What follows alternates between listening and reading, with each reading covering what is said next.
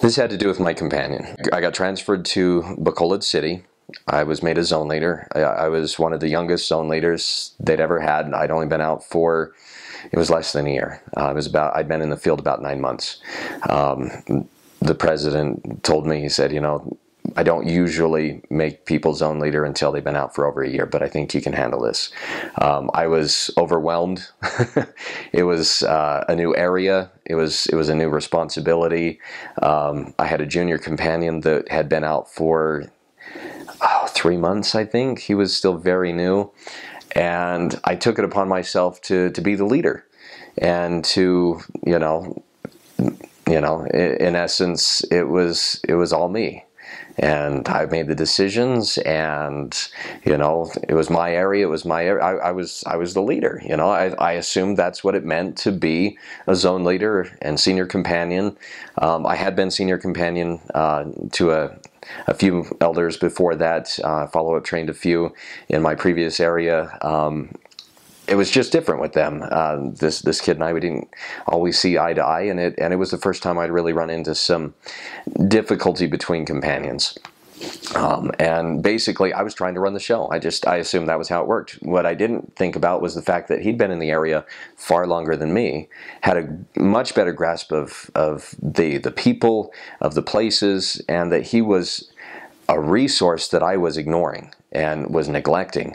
And I remember we had a zone conference, and we had interviews with the president, and my companion went before me, and when I got in there, the president, he gave me some counsel. He said, "Elder, your companion feels neglected. He feels like you don't care, like he doesn't matter, that his advice, his counsel, whatever, does not matter, that he wonders why he's even here, because you don't use him." And I said, "Well, I'm just trying to be a good leader." And he said, "Nah, leaders don't just take charge and do whatever they want. Leaders help other people become leaders." He said, "Your job is not to railroad. Your job is to help him become the next senior companion, the next zone leader. Use him. Take his advice. Listen to his ideas. Give him rope. Let him make decisions. Give him a chance to be a leader." And that was actually a huge relief for me, to have that burden taken off my shoulder. I thought I had to do everything. And then I suddenly realized that I didn't. And from that time on, we got along great. And I was more than happy to let him lead. And he, we'd run out of things to do and say, "What are we going to do now?" And I said, "What do you think we should do?" And he would come up with something, and it was fantastic. I mean, the kid was amazing with organization, with, keeping us on schedule. I mean, the kid was fantastic. He was a great missionary. And it was something that I was completely ignoring and neglecting. And it turned out that was one of the best things I ever learned, was how to make a companionship work. That it wasn't about who's on top.